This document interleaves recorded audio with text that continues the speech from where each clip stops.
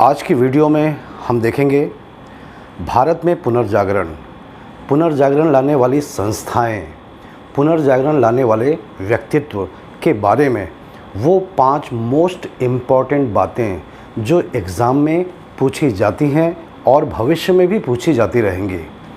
हम भारतीय पुनर्जागरण को जानें उसके पहले ये जानना ज़रूरी है कि आखिर ये पुनर्जागरण क्या है।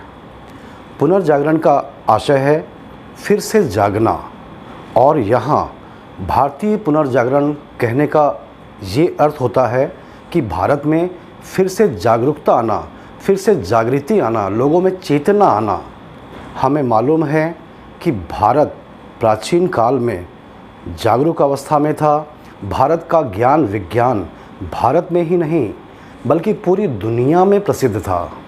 भारत के आइंस्टाइन कहलाने वाले नागार्जुन आधुनिक आइंस्टाइन से 2000 साल पहले भारत में सापेक्षता के सिद्धांत को शून्यवाद के नाम से प्रतिपादित कर चुके थे। भारत का न्यूटन कहलाने वाले ब्रह्मगुप्त आधुनिक न्यूटन से 2000 साल पहले भारत में गुरुत्वाकर्षण का सिद्धांत दे चुके थे। इसी प्रकार प्राचीन भारत में वराहमिहिर, आर्यभट्ट, चरक, धन्वंतरी, सुश्रुत इत्यादि अनेक विद्वान भारत की शोभा बढ़ाते थे। और प्राचीन भारत सच मायने में देखा जाए तो पूरी दुनिया का विश्व गुरु हुआ करता था। लेकिन मध्यकालीन धर्मांधता ने भारतीय ज्ञान और विज्ञान को सुप्त कर दिया, लुप्त कर दिया। वैसे भी धर्मांधता जब आती है तो सबसे पहला चोट ज्ञान और विज्ञान के ऊपर ही करती है, क्योंकि ताकि लोगों की सोचने और समझने की शक्ति शून्य हो जाए। भारत में भी वही हुआ और भारत सुप्त और लुप्त होता चला गया। भारत में आधुनिक काल आया तो भारत में धार्मिक शिक्षा के स्थान पर पश्चिमी शिक्षा प्रणाली या आधुनिक शिक्षा प्रणाली जब लागू हुई तो उसके प्रभाव से भारत के लोगों में सोचने और समझने की शक्ति का फिर से विकास होना चालू हुआ। और जब ये विकास होना चालू हुआ तो भारत में पुनर्जागरण आना चालू हो गया। तो आज इस वीडियो में हम इसी भारतीय पुनर्जागरण की बातें करेंगे। इस पुनर्जागरण को लाने वाली संस्थाएं कौन सी थीं, इस पुनर्जागरण के लिए कौन कौन से व्यक्ति जिम्मेदार थे, उन व्यक्ति उन संस्थाओं ने क्या किया क्या नहीं किया, ये मैं आज आपको इस वीडियो में बताने वाला हूँ। मैं अशोक पटवा आप सभी का अपने YouTube चैनल पर स्वागत करता हूँ। सबसे पहले बात करेंगे राजा राम मोहन राय, उनके ब्रह्म समाज के बारे में। वो 5 प्रमुख बातें जो बहुत महत्वपूर्ण हैं, जिनमें से सबसे पहली है कि भारत में पुनर्जागरण लाने की दिशा में राजा राम मोहन राय ने पहला कदम उठाया। इसी कारण राजा राम मोहन राय को भारतीय पुनर्जागरण का पिता या भारतीय पुनर्जागरण का मसीहा या भारतीय पुनर्जागरण का जनक कहा गया है। इसके अलावा इसी कारण से राजा राम मोहन राय को अनेक नाम, अनेक उपाधियों से नवाजा गया है। जैसे उनको प्रथम आधुनिक पुरुष कहा गया है, और जैसे उनको अतीत और भविष्य के मध्य सेतु कहा गया है, उनको भारत का अग्रदूत कहा गया है, उनको भारत का पथ प्रदर्शक कहा गया है, उनको भारतीय राष्ट्रवाद का जनक कहा गया है, उनको युग दूत कहा गया है। तो ये सब नाम, ये सब उपाधियाँ परीक्षाओं में अक्सर पूछी जाती हैं कि किनको कहा गया। आप भी याद रखिएगा कि राजा राम मोहन राय को कहा गया। दूसरी बात जो आपको याद रखनी है वो ये कि राजा राम मोहन राय ने ब्रह्म समाज की स्थापना के पहले 1815 में आत्मीय सभा की स्थापना किया, और उसके बाद उन्होंने 1928 को ब्रह्म सभा की स्थापना किया, और यही ब्रह्म सभा आगे चलकर ब्रह्म समाज के नाम से जानी गई, प्रसिद्ध हुई। इस ब्रह्म समाज का मुख्य उद्देश्य मूर्ति पूजा का विरोध करना और एक ईश्वरवाद का प्रतिपादन करना।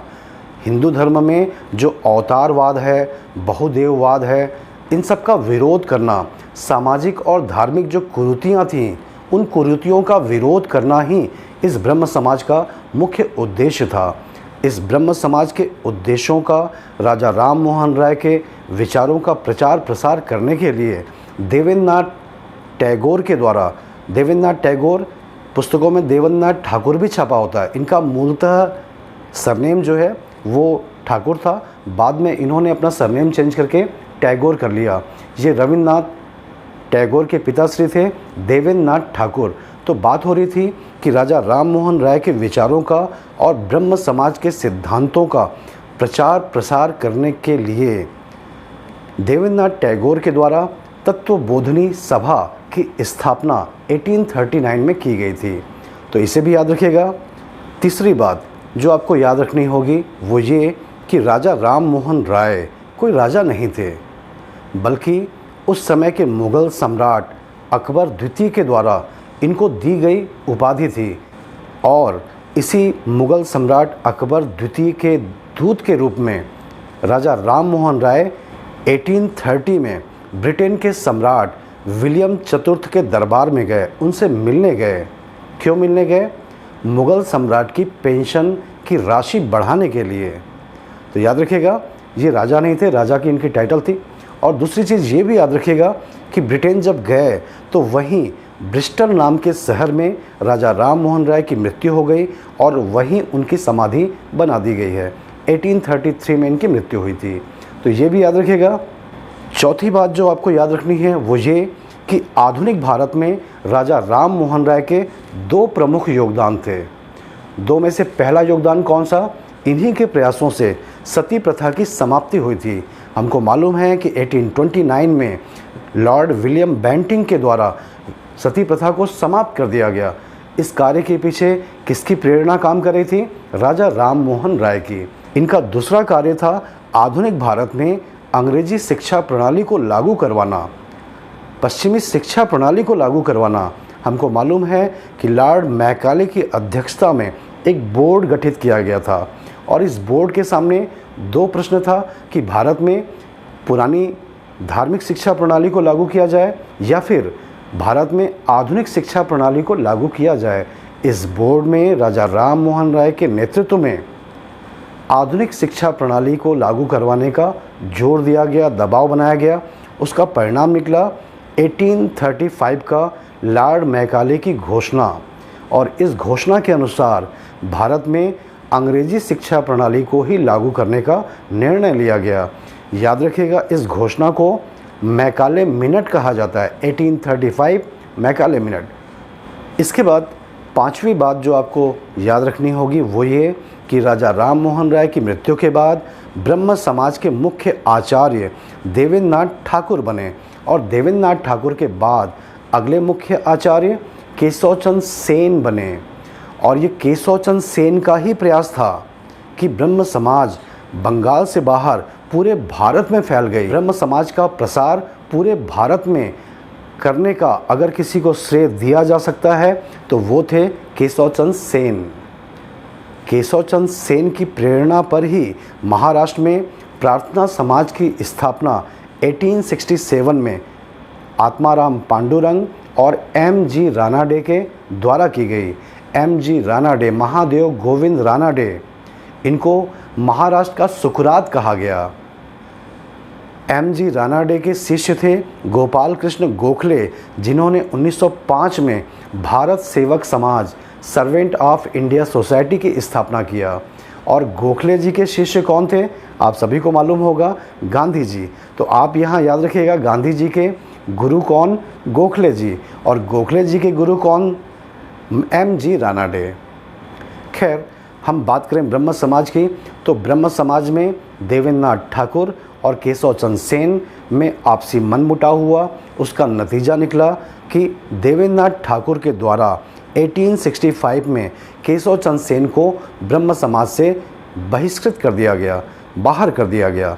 इसका नतीजा निकला कि ब्रह्म समाज अलग अलग गुटों में बट गई और आदि ब्रह्म समाज, साधारण ब्रह्म समाज, बहुत सारे नए नए ब्रह्म समाज बन गए और इनका प्रभाव समाज में बिल्कुल शून्य होता चला गया। तो ये 5 बातें आप ब्रह्म समाज और राजा राम मोहन राय के बारे में अवश्य याद रखें। इसके बाद हम देखें आर्य समाज और स्वामी दयानंद सरस्वती जी के बारे में वो 5 बातें जो बहुत महत्वपूर्ण हैं, जिनमें से पहली बात ये है कि दयानंद सरस्वती जी का वास्तविक नाम मूल शंकर था और इनके गुरुजी मथुरा के स्वामी विरजानंद थे। और दूसरी बात ये कि स्वामी जी के द्वारा आर्य समाज की स्थापना 1875 में उस समय के बॉम्बे में की गई थी, लेकिन 1877 में इस आर्य समाज का मुख्यालय लाहौर में स्थापित किया गया। तीसरी बात जो आपको जाननी चाहिए कि इस आर्य समाज का मुख्य उद्देश्य था प्राचीन वैदिक धर्म को शुद्ध रूप में पुनः भारत में स्थापित करना। इसीलिए स्वामी जी के द्वारा नारा दिया गया, वेदों की ओर चलो। आर्य समाज के जो सिद्धांत हैं वो स्वामी जी के पुस्तक सत्यार्थ प्रकाश में मिल जाते हैं। सत्यार्थ प्रकाश से उनके सिद्धांतों के बारे में जानकारी मिलती है। आर्य समाज का मुख्य उद्देश्य था भारतीय हिंदू धर्म में सुधार करना। इसके लिए उन्होंने मूर्ति पूजा का विरोध किया, अवतारवाद का विरोध किया, तंत्र मंत्र का विरोध किया, बलि प्रथा का विरोध किया, जाति पाति और छुआछूत का विरोध किया। हिंदू धर्म में बहुत ज़्यादा परिवर्तनकारी बातें करने के कारण ही स्वामी जी को भारत का मार्टिन लूथर किंग कहा गया है। चौथी बात जो आपको जाननी चाहिए कि ये आर्य समाज 1892-93 में विभाजित हो गया 2 गुटों में। एक वो गुट जो अंग्रेजी शिक्षा प्रणाली का विरोधी था। इस गुट का विरोध कर रहे थे स्वामी श्रद्धानंद और मुंशी राम, और इस गुट के द्वारा गुरुकुल शिक्षा प्रणाली की शुरुआत की गई। दूसरा गुट था जो अंग्रेजी शिक्षा प्रणाली का समर्थक था। इस गुट का नेतृत्व करते थे लाला लाजपत राय और हंसराज, और इस गुट के द्वारा दयानंद एंग्लो वैदिक स्कूल और कॉलेज की स्थापना की गई, जिसको आज हम DAV स्कूल या DAV कॉलेज के नाम से जानते हैं। और वैसे देखा जाए तो आधुनिक भारत में आर्य समाज का अगर सबसे ज़्यादा योगदान है तो वो शिक्षा के क्षेत्र में ही है। भारत के हर शहर में आपको DAV स्कूल और DAV कॉलेज ज़रूर मिल जाएंगे। तो आधुनिक भारत में शिक्षा के क्षेत्र में योगदान है। इसके अलावा शादी विवाह कराने में भी आर्य समाज का बहुत बड़ा योगदान आधुनिक भारत में है। पांचवी बात जो आपको जाननी चाहिए कि आर्य समाज को वैलेंटाइन शिरोल के द्वारा भारतीय अशांति का जनक कहा गया। यहाँ ये आपको याद रखना होगा, वैलेंटाइन शिरोल ने 2 लोगों को भारतीय अशांति का जनक कहा था। व्यक्तिगत रूप में तिलक जी को और संस्थागत रूप में उन्होंने आर्य समाज को भारतीय अशांति का जनक कहा। तो ये 5 बातें आप स्वामी जी और उनके आर्य समाज के बारे में ज़रूर याद रखिएगा। इसके बाद हम देखें रामकृष्ण मिशन और स्वामी विवेकानंद के बारे में 5 प्रमुख बातें। तो याद रखिएगा, पहली बात है कि स्वामी विवेकानंद का वास्तविक नाम नरेंद्र नाथ दत्त था। इनको स्वामी विवेकानंद का नाम किसने दिया? तो ये याद रखिएगा कि इनको स्वामी विवेकानंद का नाम खेतड़ी के महाराजा अजीत सिंह ने दिया। ये खेतड़ी नाम की जगह कहाँ पर है? तो याद रखिएगा राजस्थान में है, और प्राचीन काल से लेकर आज तक खेतड़ी तांबे के उत्पादन के लिए प्रसिद्ध है। तो खेतड़ी के महाराजा अजीत सिंह के द्वारा इनको ये नाम दिया गया। स्वामी विवेकानंद जी के द्वारा अपने गुरुजी रामकृष्ण परमहंस की याद में रामकृष्ण मिशन की शुरुआत 1897 से बेलूर से की गई। बेलूर कहाँ पर? कलकत्ता के पास में। दूसरी बात जो आपको याद रखनी है वो ये कि 1893 में विश्व धर्म संसद का आयोजन शिकागो में हुआ था, और शिकागो विश्व धर्म संसद में शामिल होने वाले एकमात्र भारतीय कौन थे? स्वामी विवेकानंद। और तीसरी बात जो आपको याद रखनी है वो इनकी शिष्या। इनकी शिष्या कौन? तो याद रखिएगा स्वामी विवेकानंद जी की शिष्या कौन थी? सिस्टर निवेदिता। और यहाँ पर यह भी याद रखिएगा कि सिस्टर निवेदिता का वास्तविक नाम मार्गरेट नोबल था। और चौथी बात वो ये याद रखिएगा कि सुभाष चंद्र बोस के द्वारा स्वामी विवेकानंद को क्या कहा गया? तो याद रखिएगा भारतीय राष्ट्रीय आंदोलन का आध्यात्मिक पिता स्वामी विवेकानंद को किसने कहा? सुभाष चंद्र बोस ने कहा। और पांचवी बात जो आपको याद रखनी है वो ये कि आधुनिक भारत में रामकृष्ण मिशन का सबसे ज़्यादा योगदान किस क्षेत्र में है, तो याद रखिएगा मानव सेवा के क्षेत्र में। आज भी रामकृष्ण मिशन उन क्षेत्रों में मानव सेवा का काम कर रही है जहां पर सरकार नहीं पहुंच पाई है। एकदम जंगल जनजातियों के बीच रामकृष्ण मिशन जहां सरकार नहीं पहुंच पाई, वहां रामकृष्ण मिशन पहुंचकर जनजातियों को अच्छी स्वास्थ्य, अच्छी शिक्षा की सुविधाएं उपलब्ध करा रही है। तो याद रखिएगा इनका सबसे ज़्यादा फोकस किस क्षेत्र में है, मानव सेवा के क्षेत्र में।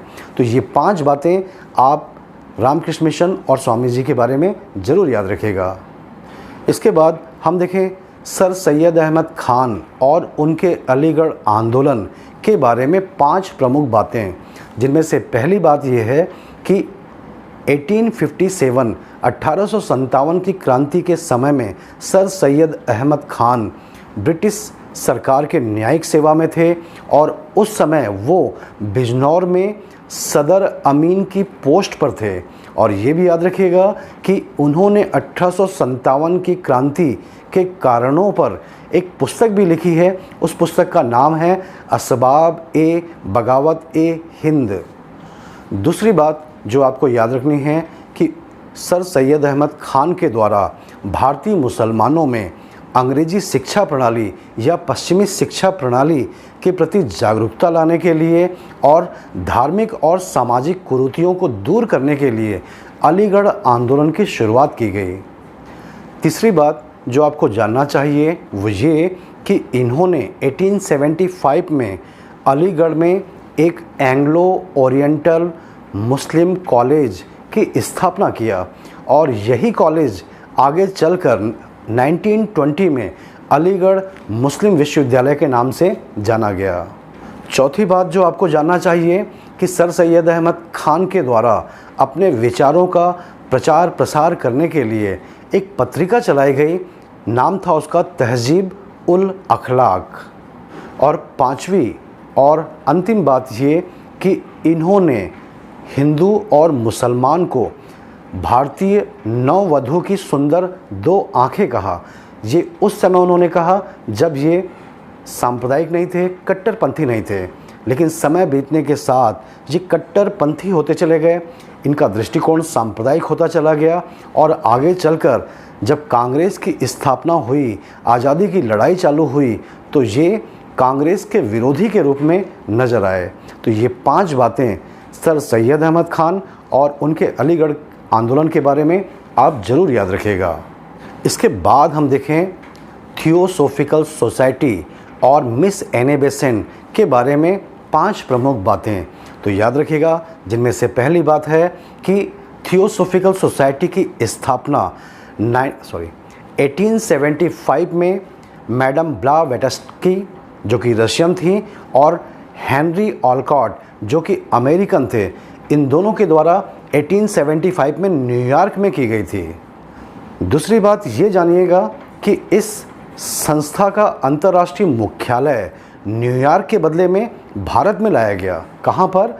आड्यार कहाँ पर? तमिलनाडु में, मद्रास या चेन्नई के पास में। कब लाया गया? 1882 में लाया गया। तीसरी बात जो आपको जानना चाहिए वो ये कि मिस एनी बेसेंट इस संस्था से कब जुड़ी। Miss Annie Besant theosophical society से 1889 में जुड़ी। हमको मालूम है कि मिस एनी बेसेंट आयरलैंड की रहने वाली थी और उस समय आयरलैंड भी अंग्रेज़ों का ही गुलाम था। चौथी बात आपको ये याद रखनी चाहिए कि मिस एनी बेसेंट इसी थियोसॉफिकल सोसाइटी के सदस्य के रूप में भारत में आई और उन्होंने खूब काम किया और अपना नाम और थियोसॉफिकल सोसाइटी का नाम भी उन्होंने रोशन किया। हमको मालूम है कि उन्होंने 1898 में बनारस में सेंट्रल हिंदू कॉलेज की स्थापना किया और यही सेंट्रल हिंदू कॉलेज आगे चलकर 1916 में BHU बनारस हिंदू विश्वविद्यालय के नाम से स्थापित हुआ। पांचवी बात जो थियोसॉफिकल सोसाइटी के बारे में आपको जाननी चाहिए वो ये कि इस संस्था का उद्देश्य था, क्या था? प्राचीन भारतीय धर्म और दर्शन का अध्ययन करना और उसका पूरे विश्व में प्रचार और प्रसार करना। तो तो आप थियोसॉफिकल सोसाइटी और मिस एनी बेसेंट के बारे में ये 5 बातें ज़रूर याद रखिएगा। इसके बाद हम विधवा कल्याण और बाल विवाह निषेध के क्षेत्र में प्रमुख 5 नाम और 5 कार्यों के बारे में देखेंगे, जिनमें से सबसे पहला है कि विधवा पुनर्विवाह के क्षेत्र में या विधवा कल्याण के क्षेत्र में भारत में 3 नाम अवश्य जाने जाने चाहिए, जिनमें से पहला नाम कौन है? ईश्वरचंद विद्यासागर। ये कलकत्ता में संस्कृत के आचार्य थे और इन्हीं के प्रयासों से 1856 में विधवा पुनर्विवाह अधिनियम देश में लागू किया गया। दूसरा नाम D.K. कर्वे। इन्होंने पश्चिमी भारत में विधवाओं के कल्याण के लिए बहुत काम किया। इन्होंने 1899 में पुणे में विधवा आश्रम स्थापित किया और विधवाओं को स्वावलंबी बनाने के लिए ट्रेनिंग देना चालू किया। टीचिंग की ट्रेनिंग, नर्स की ट्रेनिंग, सिलाई कढ़ाई की ट्रेनिंग, इस तरह से इन्होंने विधवाओं को स्वावलंबी बनाने की दिशा में बहुत काम किया। इन्हीं D.K. कर्वे के द्वारा 1906 में भारतीय महिला विश्वविद्यालय की स्थापना बॉम्बे में की गई। इसके बाद तीसरा नाम हमको याद रखना होगा कि दक्षिण भारत में विधवा कल्याण के कार्य में वीर सेलिंगम पुंतलू का नाम जाना जाता है। अब बात करें बाल विवाह निषेध के क्षेत्र में, तो इस दिशा में B.M. मालाबारी कौन थे? ये पारसी सुधारक थे। इन्हीं के प्रयासों से 1891 में सम्मति आयु अधिनियम एज ऑफ कंसेंट को लागू किया गया और विवाह की आयु बालिकाओं के लिए न्यूनतम 12 वर्ष तय किया गया।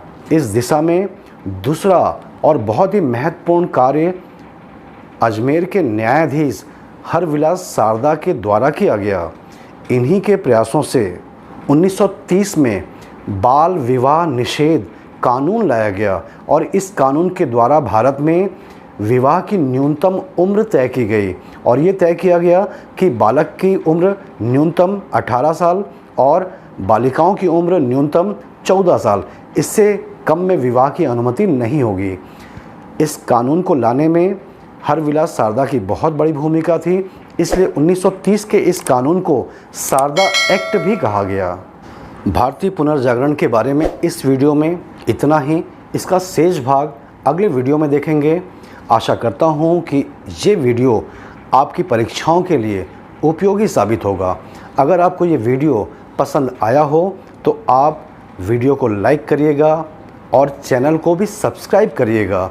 आपके मन में किसी भी प्रकार का कोई डाउट हो सब्जेक्ट को लेकर तो आप कमेंट बॉक्स में कमेंट करके पूछ सकते हैं, मैं उसका उत्तर ज़रूर दूंगा।